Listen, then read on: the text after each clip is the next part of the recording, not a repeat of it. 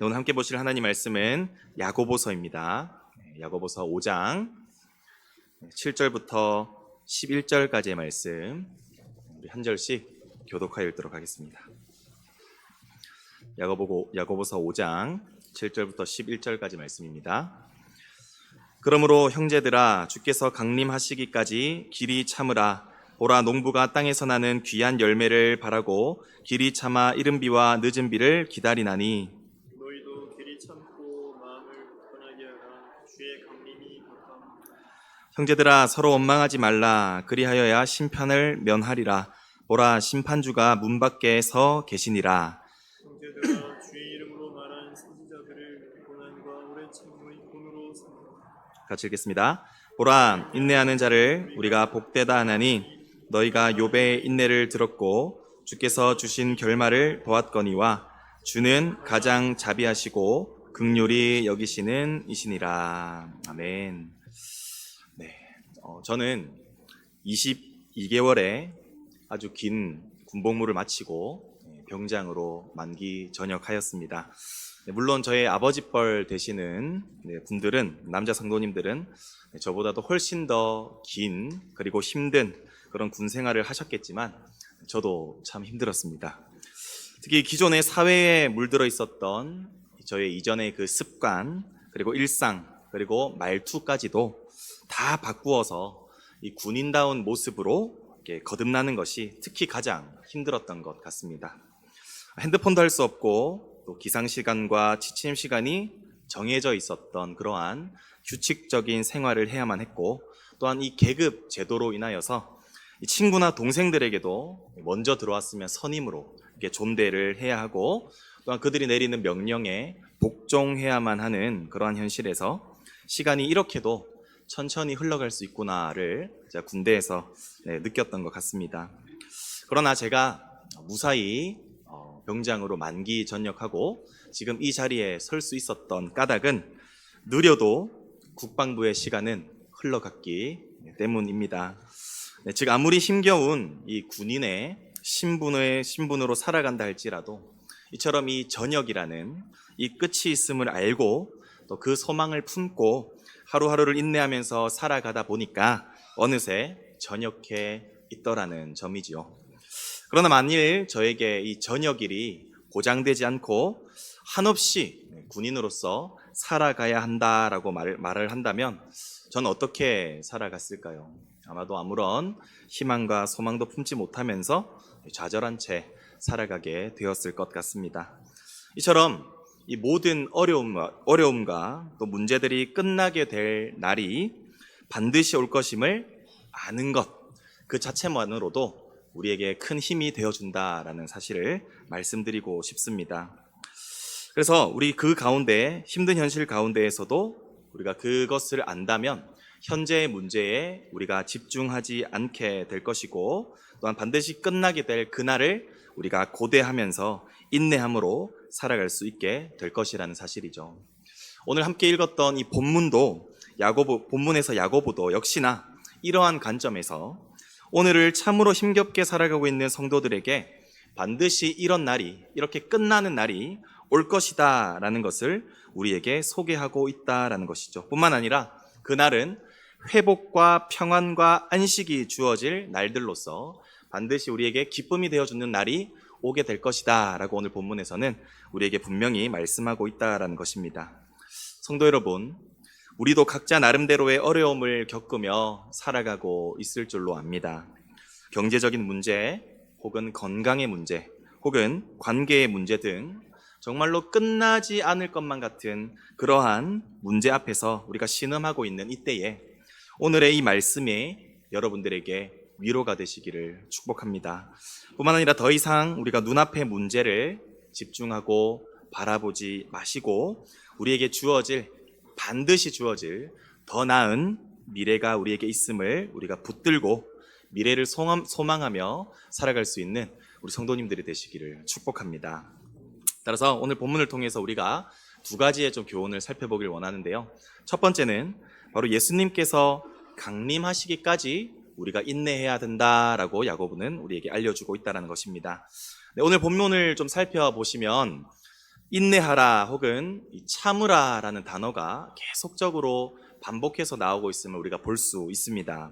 이것은 인내하라 혹은 참으라라는 것이 바로 오늘 본문의 핵심이라고도 말씀드릴 수가 있을 것 같은데요.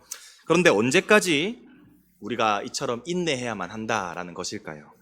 바로 7절을 보시면 주께서 강림하시기까지 우리가 오래 참아야 된다, 인내해야 된다라고 우리에게 알려주고 있다는 것이죠. 여기서 이렇게 강림이라는 단어를 우리가 헬라어로 좀 살펴보자면 바로 왕이나 고위 관리가 이 한 지역에 방문할 때 사용되는 단어라는 것입니다. 곧 만왕의 왕 되신 우리 주님께서 이 땅에 오실 때까지만 인내하며 살아갈 것을 우리에게 교훈하고 있다라는 사실이죠. 예수님께서 이 땅에 강림하시는 이유가 그렇다면 무엇일까요? 바로 9절에 보시면 심판주가 문 밖에 서 계시니라 라고 말씀하시는 것으로 보아 우리는 악한 자를 심판하시고 그분을 믿음으로 바라보는 성도들을 구원하시기 위해, 심판하시기 위해 예수님께서 이 땅에 오신다는 것을 우리가 본문을 통해 알 수 있다라는 사실입니다. 그런데 야고보는 인내함과 동시에 마음을 굳건하게 하라라는 명령을 또한 덧붙이고 있음을 우리가 볼 수 있습니다. 8절을 보시면 마음을 굳건하게 하라라고 명령하고 있죠. 왜 오래 참음과 더불어서 우리 야고보는 주님께서 강림하시는 그날까지 마음까지도 굳건하게 하라라고 우리에게 명령하고 있는 것일까요? 그것은 언제나 우리의 삶 앞에는 끊임없이 주어지게 될 그 수많은 유혹과 또한 죄 앞에서 걸려 넘어지게 하는 그 죄가 우리의 인생 가운데 도사리고 있기 때문이라고 말씀하고 있습니다.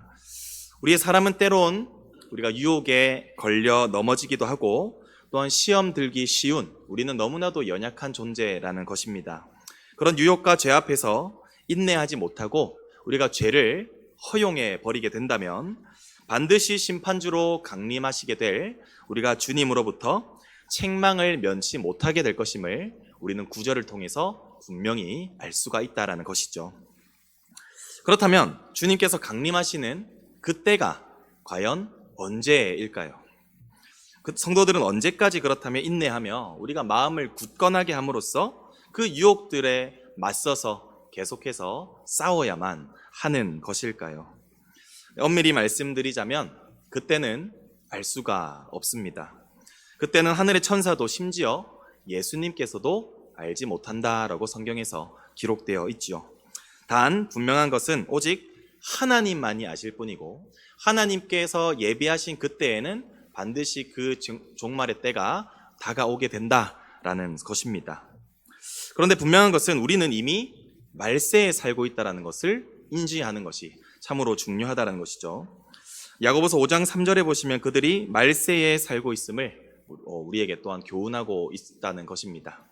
뿐만 아니라 우리가 요한계시록 강해를 통해 지금까지 살펴보았으므로 우리가 그 현재 일어나고 있는 그 성경에서 말하고 있는 그 징조들이 있습니다. 기근이나 전쟁이나 전염병과 같은 그러한 징조들을 통해서도 우리는 주님의 재림이 가까이 왔음을 우리가 예측해 볼 수가 있다라는 사실이죠. 따라서 야고보는 주님이 언제 오시느냐가 중요한 것이 아니라 바로 주님께서 반드시 강림하실 것이기 때문에 우리는 그때까지 어떻게 살아야 하는가에 대해서 초점을 맞추어 우리에게 교훈하고 있다는 것을 인정하는 것이 중요하다라는 사실이죠. 우리 사랑하는 성도 여러분, 우리는 이미 구원받았지만 여전히 이 세상은 공중권세 잡은 자가 다스리고 있기 때문에 우리는 끊임없이 죄의 결과로 인해 고통받을 수밖에 없는 존재라는 사실입니다.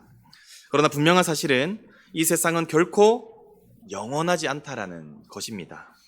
우리 주님께서 이 세상에 다시 재림하실 그때에는 사단의 권세를 모두 깨트리실 것이며 또한 주님을 바라보며 인내해왔던 자들에게는 더 이상의 아픔도 눈물도 갈등도 없는 그 하나님의 나라로 우리를 반드시 인도하실 줄로 믿습니다. 우리가 그날을 고대하면서 우리가 길이 참고 굳건하게 살아가실 수 있는 우리 모든 성도님들이 되시기를 주님의 이름으로 축복합니다. 그리고 두 번째는요, 바로 인내하는 자에게 주어질 하나님의 상을 우리가 바라보면서 인내해야 된다라는 점입니다. 우리가 11절을 보시면 보라 인내하는 자를 우리가 복되다 하나니라고 말씀하시면서 야고보는 세 가지 모델을 우리에게 제시해 주고 있습니다. 그리고 그 세 가지 모델에 따라서 바로 성도들이 취해야 할 태도가 어떤 것이다 라는 것을 우리에게 알려주고 있다라는 것입니다. 따라서 우리가 이 세 가지를 우리가 간단히 한번 살펴볼 것인데요. 바로 첫 번째는 농부와 같이 인내해야 된다라고 본문은 우리에게 말해주고 있습니다. 7절을 보시면 농부가 땅에서 나는 이 귀한 열매를 바라고 길이 참아라고 교훈하고 있죠. 농부들에게 있어서 가장 많이 요구되는 자세는 무엇보다도 인내일 것입니다. 왜냐하면 농부들은 밭을 갈고 씨를 뿌릴 뿐 그 농작물을 자라게 하는 가장 중요한 요소인 바로 이 이른 비와 늦은 비를 오기를 바라며 기다리는 것 말고는 그들이 할 수 있는 것이 아무것도 없었기 때문이죠. 특별히 이 팔레스타인, 이 이른 비와 늦은 비는 이 팔레스타인 땅에서 너무나도 중요한 요소였다라는 것을 우리가 인정하는 것이 중요합니다. 이른 비가 내리는 이제 10월 중순에서 11월까지는 이 농부들이 밭을 미리 갈아두고 또한 이때 씨를 뿌림으로써 이 씨가 빗물을 충분히 머금도록 도와주게 되어 있습니다. 그리고 늦은 비가 내리는 3월에서 4월은 이제 그 비를 맞음으로 말미암아 그 곡식이 충분히 여물고 그 곡식이 충분히 자라게 하는 아주 중요한 비로서 농부들은 이 비가 오면서 비로소 기쁨으로 수확할 준비를 하게 되는 때가 바로 늦은 비가 내리는 때라는 사실입니다. 곧 수확의 성공을 결정짓는 아주 중요한 요소가 바로 이 이른 비와 늦은 비로서 이것은 좋은 결실을 맺기 위해서 반드시 내려주어야만 하는 이 기후라는 사실입니다. 그런데 지금 야고보가 우리에게 말하고 있는 이 이른 비와 늦은 비가 바로 구약에서 하나님의 은혜를 상징한다는 것을 상징한다라는 점이죠. 여러분 신명기 11장 14절을 보시면 이렇게 기록되어 있습니다. 여호와께서 너희의 땅에 이른 비, 늦은 비를 적당한 때에 내리시리니 너희가 곡식과 포도주와 기름을 얻을 것이요. 여기서 백성들의 필요에 따라서 지금 이른 비와 늦은 비를 적당한 때에 내려주시는 분이 지금 누구라고 우리에게 분명히 말씀하고 있습니까? 바로 여호와입니다. 바로 사람이 아무리 이 곡식을 수확하기 위해서 공을 들이고 또한 노력하고 그것을 위해서 정성을 쏟아 붓는다 한다 할지라도 결코 그것만으로는 수확을 할 수가 없다라는 것이죠. 바로 생명의 근원이 되시는 하나님께서 적정한 때에 따라서 이 이른 비와 늦은 비를 내려주실 때에 그제서야 농부는 정말로 이 수확을 얻을 수 있는 기쁨을 누리게 된다라는 사실입니다. 우리가 이러한 관점에서 야고보서 5장 7절을 한번 이해해 보자면 바로 늦은 비와 이른 비를 내려주시는 그 주체 되시는 하나님, 그분을 간절히 찾고 바라보는 자들에게 반드시 복을 베푸실 하나님을 기대하고 인내하는 그러한 농부들의 마음으로서 고난 가운데에서도 은혜 베푸실 하나님을 바라보며 끝까지 인내할 것을 우리에게 교훈하고 있다는 사실입니다.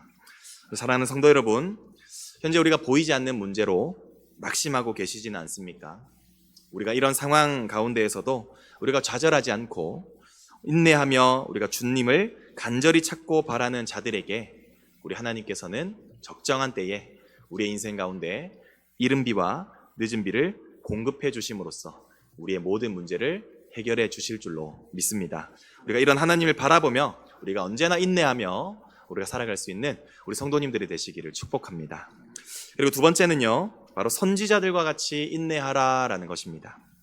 우리 10절을 보시면 형제들아 주의 이름으로 말한 선지자들을 고난과 오래 참음에 본으로 삼으라라고 우리에게 교훈하고 있습니다. 이 선지자들은 아시다시피 이 구약 시대에서 하나님의 말씀을 대언하는 사명을 감당했던 자들이었습니다. 그들은 하나님의 계획에 따라 아주 특별한 도구로서 사용되고 있었지만 동시에 고난도 함께 받은 자들이었다라는 점인데요. 이 가운데 대표적인 고난의 선지자는 바로 예레미야라고 생각됩니다.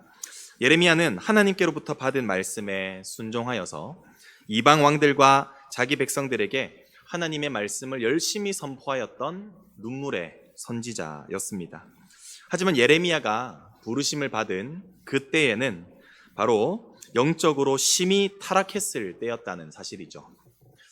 제사장들은 하나님을 찾지도 않았고 선지자들은 바알의 이름으로 예언했던 그런 영적인 타락이 극심한 때에 부름을 받았던 선지자였던 것이죠. 이런 상황에서 백성들과 관리들이 하나님의 말씀을 귀 기울였을 리가 없다라는 것이죠. 또한 같은 선지자들도 예레미야를 따돌렸고 더 나아가 가족들까지도 이 예레미야를 박해하였다라는 것입니다. 심지어 예레미야는 감옥에 갇히기도 했고 또한 죽을 뻔한 위기를 수차례 겪기도 하였던 것이죠. 이런 상황을 몹시 힘들어했던 예레미야는 정말 눈물로써 하나님께 그 원통함을 아뢰고 그들을 심판해 주실 것을 간구하기도 하였다라는 것입니다. 이것은 그런데 예레미야뿐만 아니라 대부분의 선지자들도 다 하나님의 뜻을 전하다가 고난과 박해를 받았다라는 사실입니다. 그럼에도 불구하고 공통적으로 모든 선지자들은 끝까지 하나님께서 맡겨주신 그 사명을 감당했다라는 사실인데요. 그 이유는 비록 그들이 하나님의 말씀을 대언하면서 고난과 고통을 받는다 할지라도 그 하나님께서 그 모든 상황들을 반드시 변화시키실 것이고 또한 그 모든 원수의 그 고통으로부터 모두 갚아주실 것이라는 그 하나님의 섭리를 확신했기 때문에 바로 선지자들은 끝까지 인내하면서 자신의 주어진 사명들을 감당할 수 있었다라는 사실입니다. 우리 사랑하는 성도 여러분, 우리가 주님의 사명을 위하여서 우리가 감당하며 살아가고 있지만 이로 인하여 우리는 원치 않은 박해를, 고난을 받고 살아갈 때도 있습니다. 심지어 사랑하는 가족들에게까지 우리가 믿는 그 예수님 때문에 박해 당하시는 그런 성도님들도 이 자리에 있는 줄로 압니다. 그러나 그럼에도 불구하고 우리가 계속해서 인내하며 신앙에 따라 우리가 주어진 사명을 계속해서 감당해 나갈 때마다 모든 상황을 역전시키실 우리 하나님, 뿐만 아니라 믿지 않는 우리의 가족들을 구원하실 우리 하나님, 뿐만 아니라 우리의 원수들까지도 심판하실 그 하나님의 역사를 우리는 반드시 우리의 두 눈으로 목도하게 될 날을 마주하게 될 줄로 믿습니다. 더 나아가 의를 위하여 박해를 받는 자는 복이 있나니 천국이 그들의 것임이라 라고 약속하여 주신 그 주님의 약속대로 의를 위하여 박해받는 그러한 고난받는 그 삶을 우리가 인내하며 살아갔을 때에 그런 천국을 약속받는 그러한 축복을 누리게 되시는 우리 모든 성도님들이 되시기를 주님의 이름으로 축복합니다. 그리고 마지막으로 세 번째는 바로 욥과 같이 인내하라라는 점인데요. 11절을 보시면 너희가 욥의 인내를 들었고 주께서 주신 결말을 보았거니와 라고 말씀하고 있습니다. 욥은 이 유대인들 사이에서도 자주 사용될 만큼 또 인용될 만큼 아주 시험받는 중에 인내했던 최고의 모범 사례였다라는 것입니다. 욥은 어느 날 원인도 모르는 아주 극심한 고난 가운데에서 정말 고통에 몸부림쳤던 자였습니다. 그런데 특이한 점은 이 욥의 고난이 바로 하나님, 욥의 고난의 그 원인이 바로 하나님 때문이었다는 점이 아주 특이한 점이죠. 하나님께서 사단에게 고난을 허용하셨기 때문에 욥이 고난을 받게 된 것인데요. 하나님께서는 결코 욥이 하나님을 원망하지 않을 것임을 확신했기 때문에 사단에게 이 고난하게 할 것을 허용했다라는 점입니다. 그렇게 하나님의 허용에 따라서 이 욥에게는 이제 고난이 시작된 것이죠. 그런데 이러한 사실을 전혀 알 리가 없던 욥은 어느 날 갑자기 다가온 원인 모를 정말 극심한 고난 앞에서 왜 내가 고난을 당해야만 하는지에 대해서 끊임없이 의문을 품고 하나님께 기도하게 됩니다. 그러나 중요한 사실은 기도할 뿐 결코 하나님을 원망하지 아니하였다라는 점입니다. 이 친구들은 욥을 끊임없이 비난했고 심지어 아내는 하나님을 욕하고 죽으라까지 그렇게 저주를 퍼붓지만 그 가운데서도 욥은 끝까지 하나님을 향한 그 믿음을 저버리지 않고 하나님의 섭리를 오히려 찬송하는 삶을 살았다라는 사실입니다. 결국 욥은 주시니도 여호와시요 거두시니도 여호와이심을 고백하면서 하나님의 그 절대 주권을 믿으며 그 고난 자체를 인내하며 살아갔을 때에 어떤 결과를 얻게 되었습니까? 바로 하나님은 욥의 모든 곤경을 돌이키시고 이전의 모든 소유보다도 갑절이나 되는 그러한 복을 주셨다라는 사실입니다. 사랑하는 성도 여러분, 야고보는 이 욥의 고난을 통해서 결국 하나님이 어떠한 분이신지 분명하게 우리에게 드러내주고 있다라는 것인데요. 우리 11절은 우리 같이 한번 우리 하이라이트 부분만 읽었으면 좋겠습니다. 시작. 주께서 주신 결말을 보았거니와 주는 가장 자비하시고 긍휼히 여기시는 이시니라. 아멘. 그렇습니다. 결코 이유 없는 고난은 없으며 또한 하나님은 결코 우리를 파멸시키기 위해서 고난을 주시는 분이 아니라는 사실을 우리가 마음 가운데 확신했으면 좋겠습니다. 우리 하나님은 가장 자비하시고 우리를 긍휼히 여기시는 하나님이라는 사실이죠. 따라서 비록 우리에게 하나님께서 원인 모를 고난을 주신다 할지라도 이것에는 분명한 하나님의 섭리가 있다는 사실을 우리가 알고 그 섭리에 따라 우리가 끝까지 고난을 인내하며 살아갈 때 하나님께서 주시는 그 축복을 누리며 살아가시는 우리 모든 성도님들이 되시기를 소원합니다. 이제 말씀을 맺고자 하는데요. 궁극적으로 야고보가 말하고자 하는 한 가지의 주제는 바로 주님의 임재가 임박하였으니 그때까지 참고 인내하라는 점이었습니다. 이것은 마지막 때를 살아가는 성도들에게 정말로 크나큰 위로가 아닐 수 없습니다. 자고 일어나도 크게 달라지지 않는 우리의 현실과 또한 물질이나 건강의 문제로 인한 어려움들, 그리고 우리를 끊임없이 힘들게 하고 고통스럽게 하는 그 대적자들과 공존하며 살아가는 이러한 삶, 이러한 삶이 기약 없이 지속되는 것이 아니라 우리 주님께서 이 땅에 강림하셨을 그때에 모든 것이 끝이 나고 우리의 모든 슬픔이 기쁨으로 바뀌게 되는 그러한 영원한 천국에서의 삶을 우리 모두가 경험하게 될 줄로 믿습니다. 따라서 성도들은 이 땅 가운데에서 어떤 어려운 상황과 고난들을 마주한다 할지라도 수확의 기쁨을 기대하며 늦은 비와 이른 비를 기대하였던 농부와 같이 또한 주님의 일하심을 기대하며 끝까지 인내하며 사명을 감당했던 선지자들과 같이 그리고 이유 없는 고난 앞에서도 주님의 주권을 인정하며 그 고난 자체를 인내하며 주님을 붙들었던 욥과 같이 말세를 살아가고 있는 우리의 인생 가운데에서 결코 신앙을 포기하지 마시고 다시 오실 주님만을 바라보며 우리가 끝까지 인내하며 소망을 품고 살아가시는 우리 저와 여러분들이 되시기를 예수 그리스도의 이름으로 축복합니다.